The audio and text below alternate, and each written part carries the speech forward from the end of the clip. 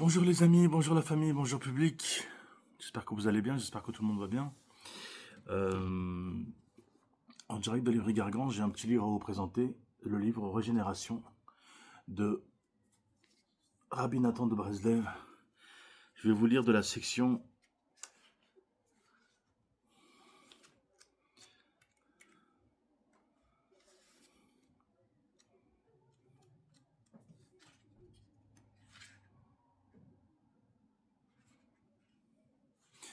Régénération, première partie, de 21,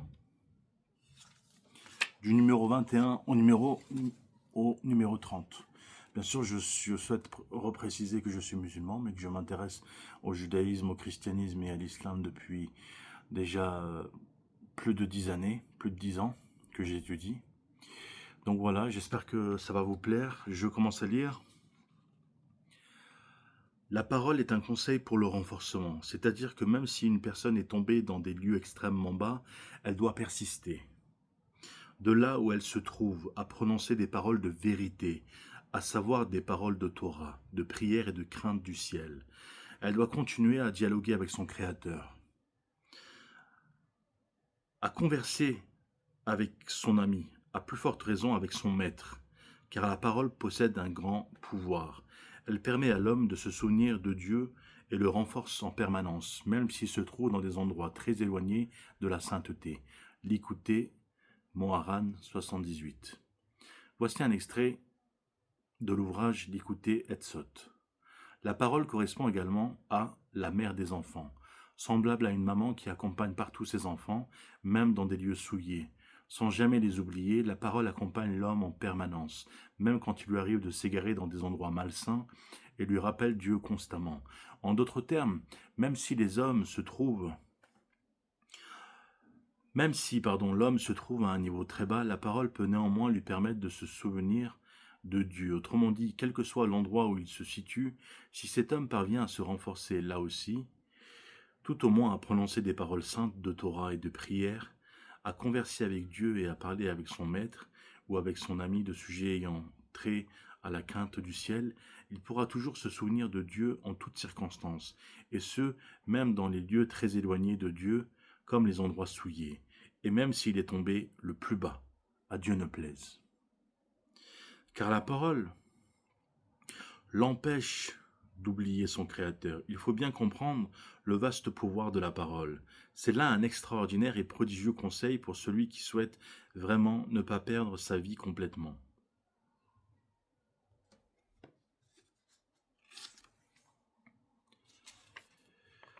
Il faut toujours être joyeux et servir Dieu dans la gaieté. Si parfois on chute de son niveau, on doit se redonner du courage en se rappelant les jours d'antan où une certaine lumière illuminait notre cœur, et l'on s'accrochera alors à l'élan et à la lueur qui nous guidait. Celui qui se trouve mêlé aux idolâtres, pour des raisons professionnelles, doit faire très très attention que cela ne nuise pas à la sainteté de son judaïsme, car il serait très facile d'être pris dans leur filet, à Dieu ne plaise. Une telle personne devra donc beaucoup se renforcer dans le service divin, garder constamment à l'esprit la sainteté inhérente à son judaïsme, et implorer sans cesse Dieu, afin qu'elle n'en vienne pas à s'inspirer de leurs actions ou de leurs comportements. D'écouter Moharan 244. C'est principalement dans le cœur que se trouve la puissance, car celui qui possède un cœur fort ne redoute aucun homme, ni rien au monde. Mu par la force et la hardiesse de son cœur, il peut accomplir de véritables exploits, remporter de rudes combats, et sans crainte se précipiter là où la bataille fait rage. Et il en va exactement ainsi dans le service de Dieu, comprends-le bien, l'écouter Moharan 249. Lorsqu'un homme chute de son niveau, il faut qu'il sache que cette chose s'est produite du ciel, car l'éloignement vise le rapprochement. Aussi est-il tombé pour qu'il s'élève encore plus à se rapprocher de Dieu. La conduite qu'il devra adopter est la suivante. Il lui faudra recommencer son travail dans le service divin comme s'il ne l'avait jamais commencé. Il s'agit là d'un grand principe dans le service de Dieu, car il faut réellement recommencer chaque jour à nouveau. L'équité Moran 261.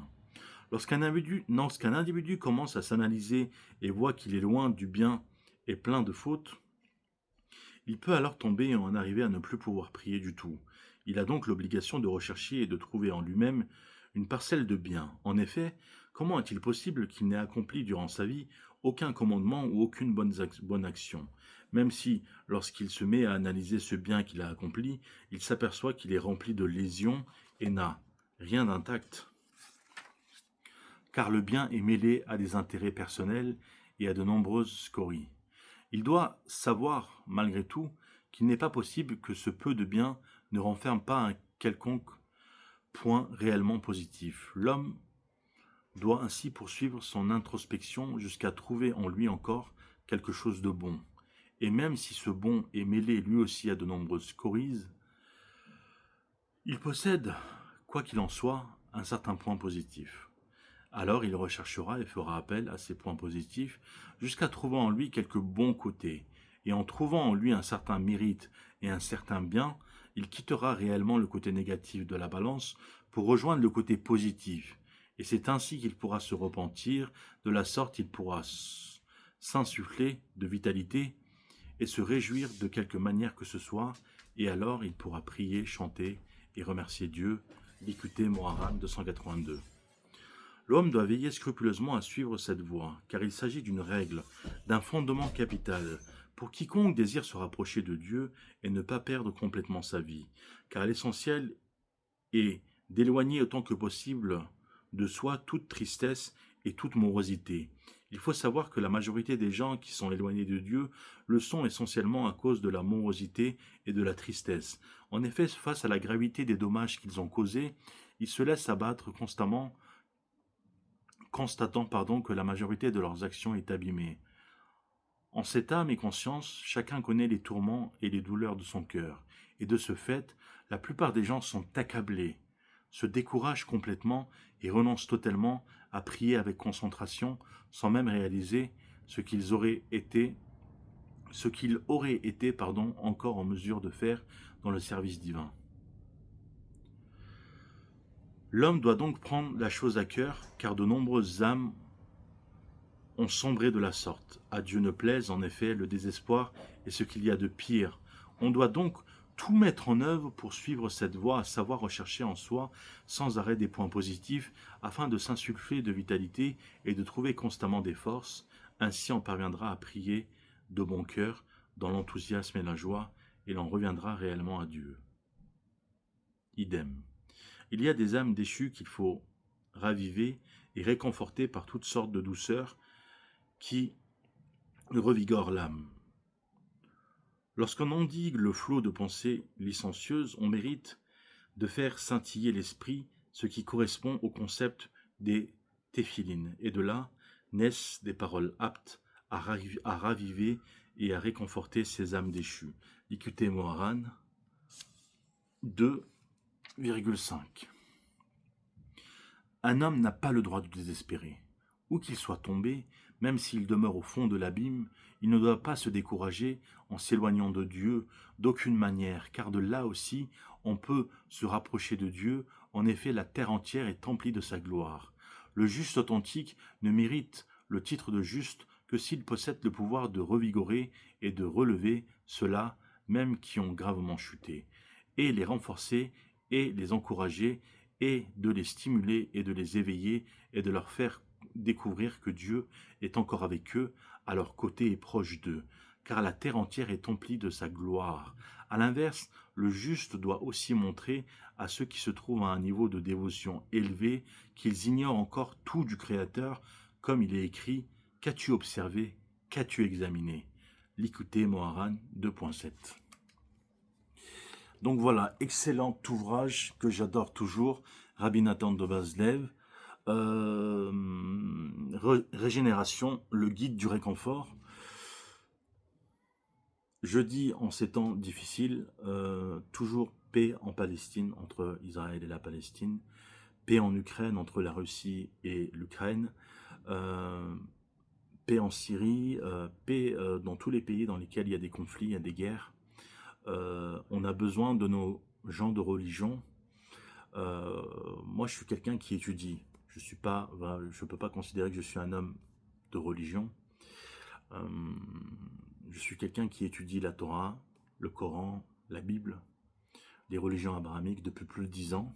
Je lis énormément. Je m'instruis, je me cultive, je me perfectionne.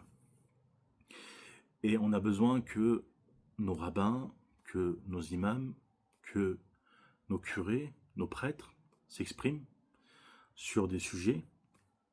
C'est pour ça que souvent je me rends dans des synagogues, souvent je me rends dans des églises le dimanche, souvent je me rends dans des mosquées pour écouter nos rabbins, pour écouter nos prêtres, nos curés, et pour écouter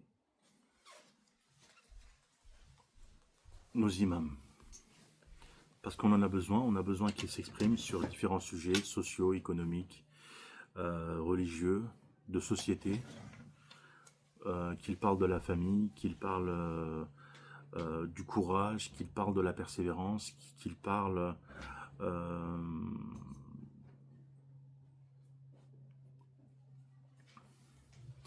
de ne pas sombrer dans le désespoir, de croire. Toutes les choses positives, parce qu'on peut tous chuter, ça peut arriver à tout le monde, à chacun d'entre nous de chuter. Dans la vie, il y a des hauts, il y a des bas, il y a des niveaux élevés, il y a des niveaux inférieurs. Parfois, on peut monter pendant 10 ans et chuter pendant 5 ans, ou monter pendant 30 ans, être dans des niveaux supérieurs de vie pendant une trentaine d'années, et se retrouver après en situation difficile. Je ne veux pas rentrer dans tous les détails, prenez soin de vous. Et si vous avez un peu de temps, achetez ce livre et lisez-le. Rabbi Nathan de Breslev, Régénération. Le guide du réconfort. Allo Gluercine, en direct de l'Héry Gargan, prenez soin de vous.